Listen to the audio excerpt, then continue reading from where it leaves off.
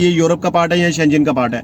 एक ऐसा कंट्री के जिसमें अगर आप वीजा ले लेते हैं तो आप यूरोप के किसी भी शेंजन के किसी भी जोन में जाके रह के यूरोप को विजिट कर सकते हैं, साउथ ईस्टर्न पार्ट या फिर eastern part of the Europe. Clear कर लिया, तो क्या आपको मार्केट में थोड़ी सी एफर्ट करनी पड़ेगी? ये मैंने लेबर की कैटेगरीज में बताया है। तो क्रोएशिया एक ऐसा कंट्री है जो ऑनलाइन वीजा एप्लीकेशन भी एंटरटेन कर रहा है। तो अपने फिंगर्स दे देते हैं और उसके बाद आपको आपका वीजा मिल जाता है। वहां पे जाना है तो ये भी एक उनके लिए ऑप्शन ओपन है। Hi guys, welcome to my YouTube channel, welcome to other interesting vlog. एक नई इन्फॉर्मेटिव इंटरेस्टिंग वीडियो लेकर मैं आप लोगों के पास आया हूं। इस वीडियो में मैं आप लोगों के साथ शेयर करने जा रहा हूं लेट्स गो सीरियल की एक नई वीडियो, एक ऐसे कंट्री के बारे में जिसके बारे में पहले ये सोचा जाता था कि ये यूरोप का पार्ट है या शेंजन का पार्ट है।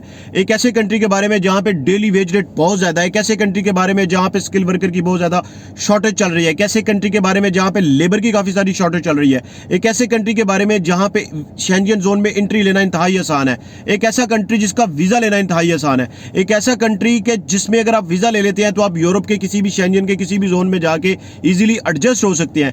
और एक ऐसा कंट्री जिसका शेंजन वीजा ऑनलाइन एप्लीकेशन के थ्रू आप फिल करते हैं और आप इसके ऑनलाइन वीजा के थ्रू आप इस कंट्री में एंट्री कर सकते हैं। मैं जिस कंट्री की बात कर रहा हूं इसको कहते हैं क्रोएशिया। क्रोएशिया एक यूरोप का ही नहीं बल्कि एक शेंजन पार्ट कंट्री भी है, जो कि पहले सिर्फ यूरोप में कंसीडर किया जाता था लेकिन अभी इसको शेंजन पार्ट में भी कंसीडर करते हैं।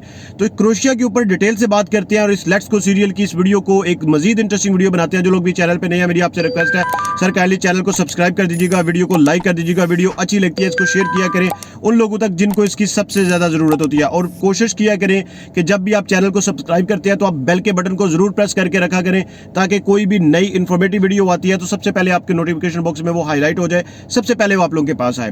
क्रोएशिया की बात करते हैं तो क्रोएशिया में हम इस वीडियो में 3 से 4 टॉपिक्स के ऊपर बात करेंगे। नंबर 1 के ऊपर बात करेंगे क्रोएशिया किस तरह का कंट्री है, वहां पे टूरिस्टिक पॉइंट ऑफ व्यू से किस तरह का कंट्री है, काम करने की पॉइंट ऑफ व्यू से किस तरह का कंट्री है वहां पे। नंबर 2 के ऊपर बात करेंगे कि वीजा लेना कितना आसान है, कैसे हम वीजा ले सकते हैं। नंबर 3 के ऊपर बात करेंगे कि कौन सी जॉब जो है वो स्किल वर्कर्स के पॉइंट ऑफ व्यू से, लेबर के पॉइंट ऑफ व्यू से अगर हम वहां पे एंट्री लेने चाह रहे हैं, अगर हम वहां पे जाना चाह रहे हैं तो कौन से काम हमें सीख के जाना चाहिए, या कौन से लोग हैं जिनको ऐसे काम आते हैं या ऐसे काम वो कर सकते हैं तो वहां पे उनकी हाई डिमांड है, वो इजीली वहां पे एडजस्ट और सेटल हो सकते हैं। और नंबर 4 के ऊपर हम बात करेंगे कि क्या क्रोएशिया टीआरसी कार्ड के पॉइंट ऑफ व्यू से नेशनैलिटी देता है, सिटीजनशिप देता है, टीआरसी कार्ड देता है, या फिर हम वहां पे एंट्री लेने के बाद हम क्या कर सकते हैं, नेक्स्ट हमारा क्या स्टेप हो सकता है, क्या प्रोसेस हो सकता है। तो सबसे पहले हम बात करते हैं कि क्रोएशिया में अगर आप टूरिस्ट के पॉइंट ऑफ व्यू से भी जाते हैं तो जो क्रोएशिया का कंट्री है ये आता है साउथ ईस्ट यूरोप में।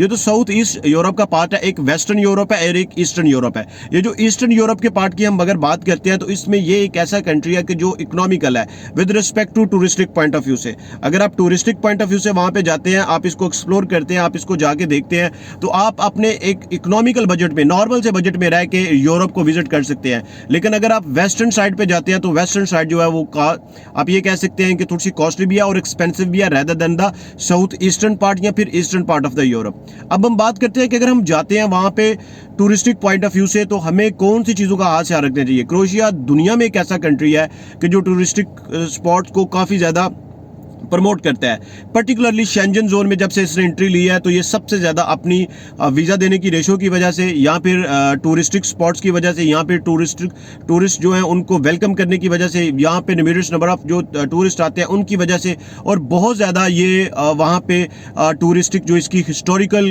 वैल्यूज है उनकी वजह से ये लोगों को अपील करता है। तो टूरिज्म जो वहाँ पे है ना, ये कह सकते हैं कि एक बहुत बड़ी खब है। इसीलिए आपका जब टूरिज्म को देखते हैं तो क्रोएशिया का जब भी आप वीजा अप्लाई करते हैं तो आपके पास जो चांसेस है वो काफी ज्यादा हाई होते हैं जब भी आप क्रोएशिया का वीजा अप्लाई कर देते हैं। नंबर 2 के ऊपर बात करते हैं कि स्किल वर्कर के पॉइंट ऑफ व्यू से कौन सी ऐसी जॉब्स हैं जो हाईली डिमांडेबल जॉब्स हैं। तो मैं जॉब्स की कैटेगरी के ऊपर जाता हूं। सबसे पहले सेल्स पर्सन, जो सेल्स पर्सन है उनकी जॉब्स यहाँ पे हाईली डिमांडेबल है। जब हम सेल्स पर्सन की बात करते हैं तो लैंग्वेज का एक बहुत बड़ा बैरियर हमारे सामने आ जाता है। जाहिर एक कॉमन सी बात है कि सेल्स वाला जो भी बंदा होगा वो मार्केट में जाएगा, वो मार्केट में जाके उसने कम्युनिकेशन के थ्रू ही कस्टमर्स को डील करना है। तो सबसे पहली बात जो यहाँ पे आती है, सामने आती है, वो आता है कम्युनिकेशन गैप। तो 78% जो लोग हैं वो वहां पे क्रोएशियन लैंग्वेज को बोलते हैं और जो 60% है या 62% लोग हैं वो वहां पे इंग्लिश को बोलते हैं। तो इंग्लिश लैंग्वेज जो है वो एक कॉमन सी लैंग्वेज है, आप ये कह सकते हैं कि एक सेकंड लैंग्वेज है after the Croatian language. Croatian language जो को अगर हम देखते हैं तो वो 78% है और जो इंग्लिश लैंग्वेज है वो 62% है। अब एक और बात यहाँ पे मैं आप लोगों के सामने ये रखता हूँ कि जब आपने लैंग्वेज का बैरियर क्लियर कर लिया तो क्या आपको मार्केट में थोड़ी सी एफर्ट करनी पड़ेगी एज अ सेल्स पर्सन। तो इसके लिए आपको इतनी ज़्यादा एफर्ट नहीं करनी पड़ेगी जितनी ज़्यादा एफर्ट आपको वेस्टर्न यूरोप में करनी पड़ती है या अदर कंट्रीज में करनी पड़ती है, क्योंकि आपको बहुत ज़्यादा कोऑपरेटिव मार्केट मिलेगी rest of the other countries. अब सेकंड स्टेप के ऊपर आ जाता है कि यहाँ पे जो है ना वो वेटर्स की बहुत ज़्यादा एक शॉर्टेज चल रही है। वेटर्स के बाद यहाँ पे जो सबसे ज़्यादा शॉर्टेज चल रही है लेबर के प्रोस्पेक्टिव से हम ये कह सकते हैं कि कंस्ट्रक्शन वर्कर्स की बहुत ज़्यादा शॉर्टेज चल रही है, फैक्ट्री वर्कर्स की बहुत ज़्यादा शॉर्टेज चल रही है। इसके अलावा रिसेप्शनिस्ट की बहुत ज़्यादा शॉर्टेज चल रही है। रिसेप्शनिस्ट के बाद यहाँ पे जो सबसे ज़्यादा शॉर्टेज चल रही है जिस डोमेन में या जिस डिपार्टमेंट में, वो हम ये कह सकते हैं कि हैवी ट्रक ड्राइवर्स।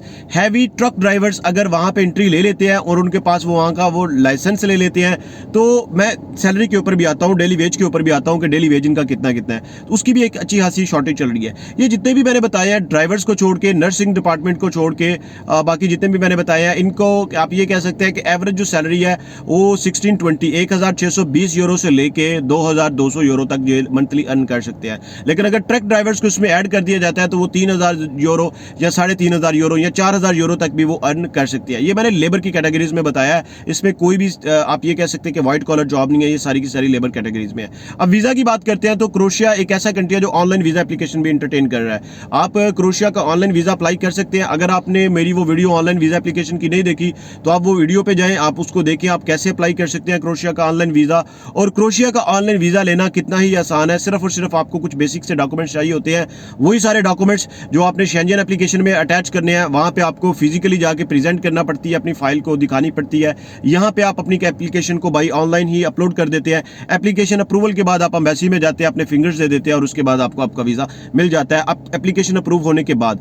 लास्ट में हम बात करते हैं कि टीआरसी कार्ड के पॉइंट ऑफ व्यू से क्रोशिया में जब भी आप वर्क परमिट के ऊपर जाते हैं या जब भी आप किसी भी जॉब स्किल कोई स्किल वर्कर की जॉब लेके चले जाते हैं या किसी भी जॉब्स की कैटेगरी में चले जाते हैं, आपको विद इन 2 मंथ्स के अंदर अंदर आपका टीआरसी कार्ड मिल जाता है। जो लोग टूरिस्ट वीजा के ऊपर जाते हैं वो वहां पे जाके अगर जॉब के लिए देखना चाहते हैं, सर्च करना चाहते हैं, तो ये भी उनके लिए एक ऑप्शन है। और जो लोग कहते हैं कि हमने सिर्फ क्रोशिया में जाके शेंजन जोन में एंट्री लेके हमने किसी भी दूसरे यूरोपियन कंट्रीज में जाना है, वहां पे जाना है, तो ये भी एक उनके लिए ऑप्शन ओपन है, एक खुली ऑप्शन है। तो मिलते हैं एक नए इंटरेस्टिंग व्लॉग में, तब तक के लिए स्टे ब्लेस्ड, अपना ख्याल रखिएगा। वीडियो अच्छी लगती है इसको लाइक कर दीजिएगा, चैनल को सब्सक्राइब कर दीजिएगा, वीडियो को शेयर भी कर दिया करें उन सब लोगों तक जिनको इसकी सबसे ज्यादा जरूरत होती है। तो मिलते हैं एक नए इंटरेस्टिंग व्लॉग में। नेक्स्ट वीडियो सर्बिया से रिलेटेड है, उसमें बहुत सारी चीजों के बारे में मैं बताने जा रहा हूँ और इंटरेस्टिंग फैक्ट्स वीजा के बारे में मैं बताने जा रहा हूं। तब तक के लिए स्टे ब्लेस्ड।